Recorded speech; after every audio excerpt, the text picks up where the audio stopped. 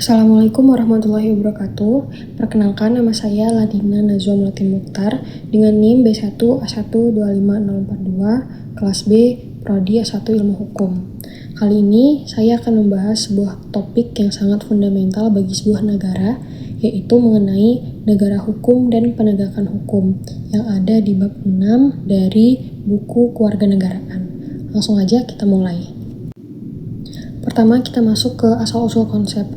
Konsep negara hukum ini bukanlah konsep yang berdiri sendiri.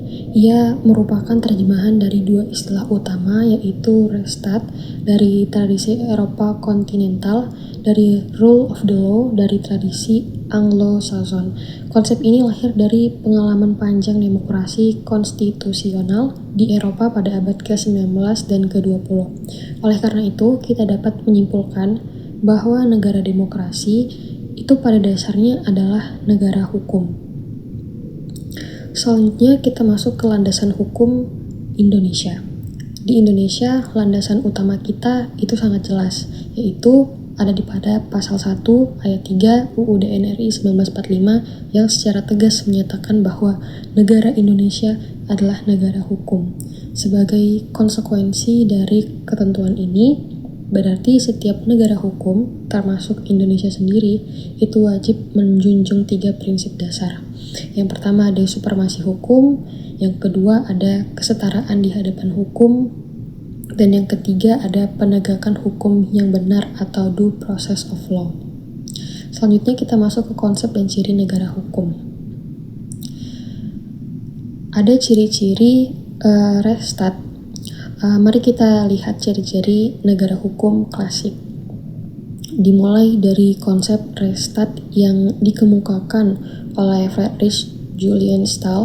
Konsep ini dicirikan oleh 4 poin utama, yaitu adanya jaminan hak asasi manusia atau HAM, selanjutnya adanya pemisahan kekuasaan atau adanya trias politika, ada penyelenggaraan pemerintahan harus berdasarkan peraturan-peraturan, dan adanya peradilan administrasi untuk menyelesaikan perselisihan. Selanjutnya kita masuk ke ciri-ciri rule of the law. Sementara itu, konsep dari Anglo-Saxon ini, yaitu rule of the law yang dikemukakan oleh Af Dicey, menitikberatkan pada supremasi hukum, yang berarti tidak boleh ada kesewenang-wenangan dari seorang penguasa. Selanjutnya, harus ada kedudukan yang sama di depan hukum bagi siapapun itu, baik itu rakyat maupun pejabat. Dan yang terakhir adalah jaminan hak-hak manusia yang diakui dalam keputusan pengadilan. Selanjutnya kita masuk ke negara hukum formal atau klasik. Secara historis ada 2 jenis negara hukum. Yang pertama adalah negara hukum formal atau klasik yang muncul pada abad ke-19. Konsep ini dicirikan oleh sifat pemerintahan yang pasif. Tugas pemerintahannya sangat terbatas dan hanya bertindak sebagai negara penjaga malam yang hanya menjaga ketertiban umum saja. Selanjutnya kita masuk ke negara hukum material atau yang modern. Konsep ini kemudian berkembang menjadi negara hukum material atau modern, yang juga dikenal sebagai welfare state atau negara kesejahteraan. Ciri-ciri utamanya adalah sifat pemerintahan yang aktif dan bertanggung jawab atas kesejahteraan rakyat. Untuk itu, pemerintah diberi kewenangan lebih luas termasuk Freie Ermessen untuk turut campur dalam urusan sosial dan ekonomi demi kepentingan publik. Kita masuk ke negara hukum di Indonesia. Negara hukum Indonesia, kita bahas karakteristiknya.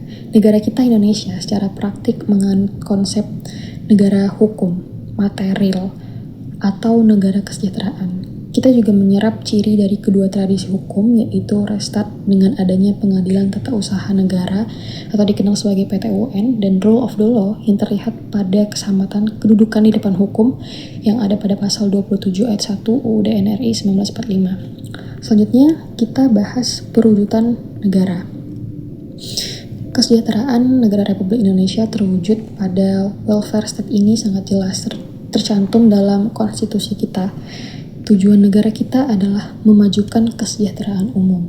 Secara spesifik ada pada pasal 33 dan pada pasal 34 UUD NRI menunjukkan tanggung jawab negara yang besar, seperti memelihara fakir miskin dan menguasai kekayaan alam untuk kemakmuran rakyat. Selanjutnya kita masuk ke hierarki peraturan perundang-undangan. Sistem hukum di Indonesia terstruktur secara hierarkis piramidal. Di puncak piramida adalah UUD NRI 1945 sebagai hukum dasar tertinggi. Urutan peraturan ini diatur jelas dalam UU nomor 12 tahun 2011 yang dimulai dari UUD 1945 hingga peraturan daerah di tingkat kabupaten atau kota. Selanjutnya kita masuk ke Pancasila sebagai cita hukum. Pancasila memiliki peran sentral. Ia bukan hanya dasar negara, tapi juga menjadi cita hukum. Pancasila berfungsi sebagai regulatif, sebagai tolak ukur penguji norma di bawahnya, dan konstitutif sebagai pembentuk hukum. Pancasila menghasilkan kaidah penuntun hukum yang salah satunya itu bertujuan untuk keadilan sosial dan demokrasi. Selanjutnya kita masuk ke penegakan hukum. Di sini ada pengertian dan tujuan penegakan hukum. Sekarang kita beranjak ke penegakan hukum. Ini adalah proses agar norma-norma hukum dapat berfungsi secara nyata sebagai pedoman perilaku manusia. Tujuan penegakan hukum ini mencakup 3 pilar utama yang harus seimbang. Di antaranya ada kepastian hukum, kemanfaatan, dan keadilan. Namun jika ketiganya aja sulit untuk diimbangi, keadilan harus menjadi prioritas utama. Selanjutnya kita masuk ke cakupan penegakan hukum subjek. Penegakan hukum dapat dilihat dari dua sisi. Dari sisi subjek dalam artian luas, yang berarti penegakan hukum melibatkan semua subjek hukum termasuk warga negara biasa. Sementara dalam artian sempit berarti penegakan hukum itu hanya dilakukan oleh aparatur penegakan hukum yang ditunjuk secara resmi. Selanjutnya kita masuk ke cakupan penegakan hukum objek. Dari sisi objek atau materi, dalam arti luas berarti penegakan hukum disebut penegakan keadilan, karena yang ditegakkan adalah nilai-nilai keadilan yang terkandung dalam sebuah aturan. Sedangkan dalam arti sempit, yang berarti yang ditegakkan hanya peraturan formal dan tertulis saja. Selanjutnya kita masuk ke faktor penegakan hukum. Keberhasilan penegakan hukum itu dipengaruhi oleh 3 faktor utama yang membentuk sistem hukum. Sebagaimana disampaikan oleh Lawrence M. Friedman, ketiga faktor itu adalah substansi hukum atau isi sebuah aturan, dan struktur hukum atau kelembagaan aparat, dan budaya hukum atau sifat masyarakat terhadap hukum.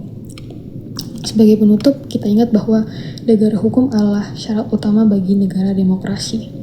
Dan demokrasi harus berdasarkan sebuah hukum. Sekian presentasi dari saya, mohon maaf jika ada kekurangan. Saya ucapkan wassalamualaikum warahmatullahi wabarakatuh.